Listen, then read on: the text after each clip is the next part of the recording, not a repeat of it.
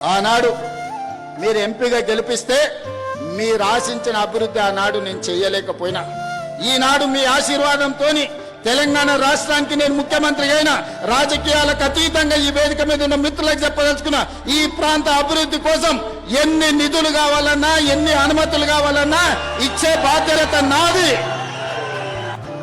రోడ్లైనా తాగనికి నీళ్ళైనా మీ చెరువుల పునరుద్ధరణ సుందరీకరణ అయినా మీకు ఏమి కావాలన్నా మీ మెట్రో విస్తరణ కావాలన్నా మీకు ఏం కావాలన్నా నేను చేయడానికి మీ సోదరుడిగా నేను సిద్ధంగా ఉన్నా. కాబట్టి మల్కాజ్గిరి మున్సిపల్ కార్పొరేషన్ పరిధిలో ఉన్న వివిధ రాజకీయ పార్టీల ప్రజాప్రతినిధులకు ఎన్నికలు వచ్చినప్పుడే ఎన్నికల గురించి మాట్లాడదాం, ఇప్పుడు అభివృద్ధి చేసుకుందాం, సహకరించడానికి నేను సిద్ధంగా ఉన్నా.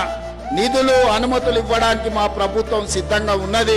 మీకు కావాల్సిన అడిగి మీరు కావాల్సిన గుర్తు చేసి మీరు సాధించుకోండి.